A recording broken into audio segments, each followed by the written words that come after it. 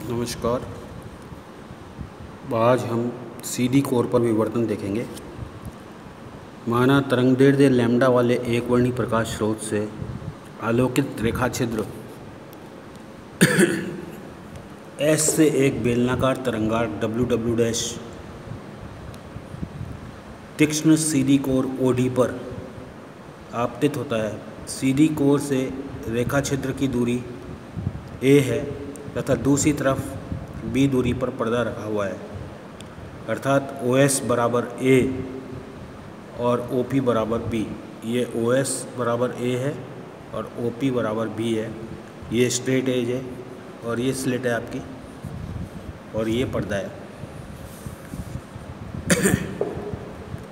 रेखा छिद्र S, सीधी core OD तथा पर्दा तीनों परस्पर समानांतर तथा कागज के तल के लंबवत स्थित हैं। ये तीनों समानांतर हैं और कागज के तल के लंबवत इस तरह से स्थित हैं। ज्यामितीय प्रकाशिकी के अनुसार प्रकाश किरण सीधी रेखा में गमन करती है, इसलिए पर्दे पर P के ऊपर का क्षेत्र प्रकाश में तथा नीचे का क्षेत्र अंधकार में होना चाहिए, परंतु प्रायोगिक प्रेक्षणों के अनुसार सीधी कोर पर प्रकाश किरणों के मुड़ने या विवर्तन के कारण पर्दे पर P के निकट छाया के प्रभाग में प्रकाश की तीव्रता घटती जाती है और P के ऊपर के भाग में फ्रिंज प्रारूप दिखाई देता है। छाया क्षेत्र में स्थित बिंदु P1 पर परिणामी तीव्रता। अब ये छाया क्षेत्र में ये बिंदु P1 है, इस पर हमें परिणामी तीव्रता निकालनी है। बिंदु P1 से रेखा छिद्र S को मिलाने वाली रेखा W' तरंगार्क को O1 पॉइंट पर काटती है, अतः प्रेक्षण बिंदु P1 की दृष्टि से O1 तरंगार्क का ध्रुव कहलाएगा।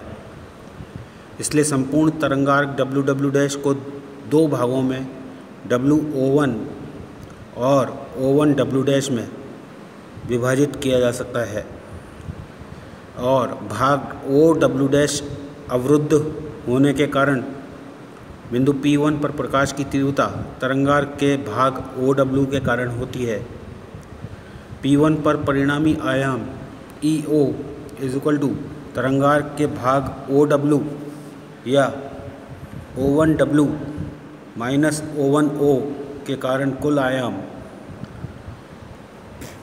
यदि बिंदु P1 पर की तीव्रता पर्दे की स्थिति इस प्रकार है कि तरंगार्क के भाग O1O में केवल एक अर्धावर्ती अर्धपट्टी होती है, तो P1 पर परिणामी आयाम यानी कि एक इसके बीच में एक पट्टी है और बाकी की सारी ओपन है, और नीचे वाला भाग जो है वो पूरा ब्लॉक है नीचे वाले तरंगार्क का।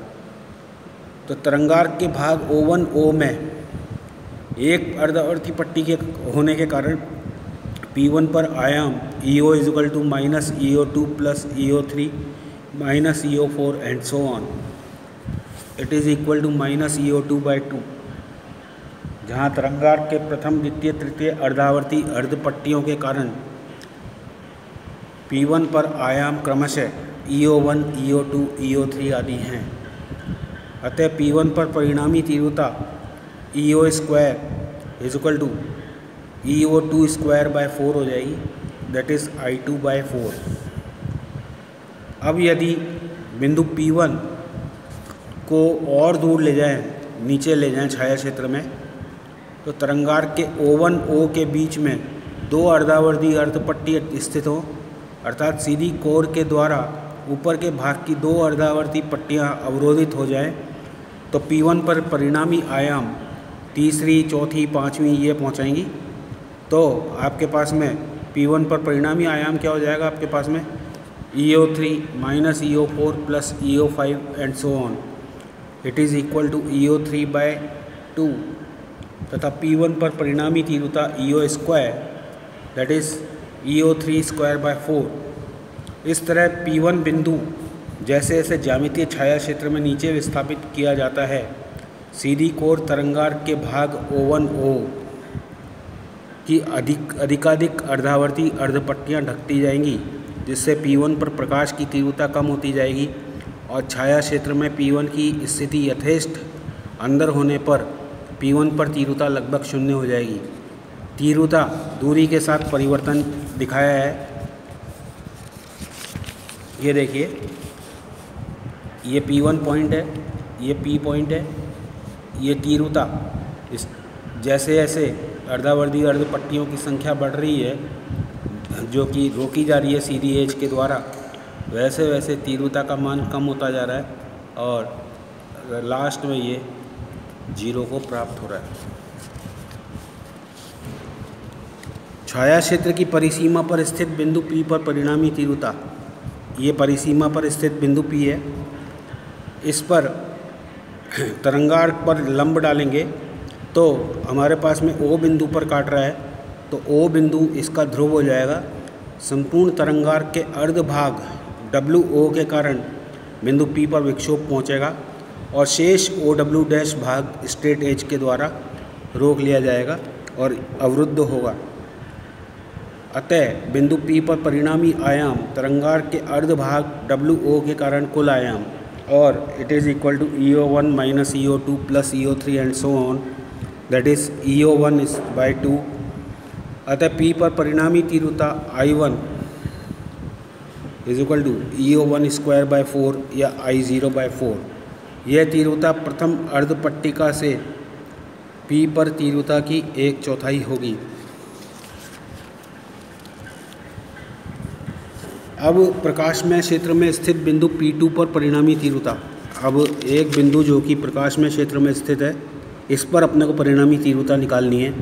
तो P2 से S को ज्वाइन करने वाली रेखा तरंगार्क को O2 पर काटती है, तो O2 जो है इसका पोल हो जाएगा P2 पॉइंट के लिए।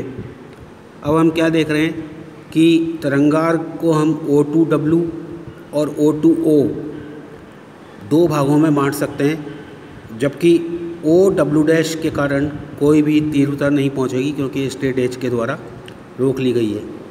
तो O2W में आधा तरंगार्क है, तो O2W के कारण तीव्रता या आयाम का मान EO1 minus EO2 plus EO3 and so on, that is EO1 by 2। और O2O भाग में यदि P1 पॉइंट की स्थिति है, P2 पॉइंट की स्थिति ऐसी है कि O2O में केवल एक अर्धावर्धी अर्धपट्टी बनती है, तो परिणामी आयाम EO1 हो जाएगा और कुल आयाम EO1 plus EO1 by 2 that is 3/2 EO1 हो जाएगा। तीव्रता 9/4 EO1 स्क्वायर हो जाएगी।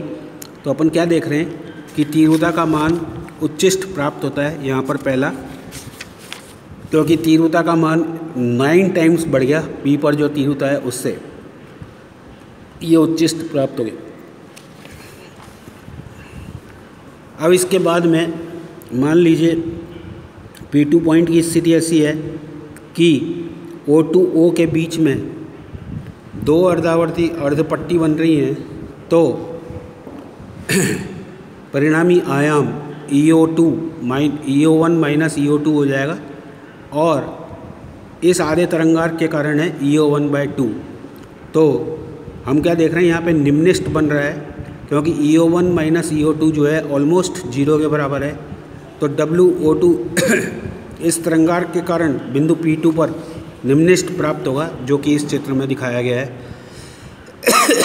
इस बिंदु पर। अगेन अगर इस भाग में P2 पॉइंट को और ऊपर ले जाएं, इस भाग में 3 अर्ध आवर्ती अर्धपट्टी बनती हैं, तो परिणामी आयाम EO1 बाई 2 तो इसके कारण है ही, और इसके कारण हो जाएगा EO1 minus EO2 plus EO3, या इट इज़ अगेन उच्चिष्ट की कंडीशन है। इस उच्चिष्ट की तीव्रता पहले वाले उच्चिष्ट की तुलना में कम होगी, लेकिन ज़्यादा यानी कि उच्चिष्ट की स्थिति प्राप्त होगी हमें, और ये अपने को ये उच्चिष्ट की स्थिति दिखाई गई है।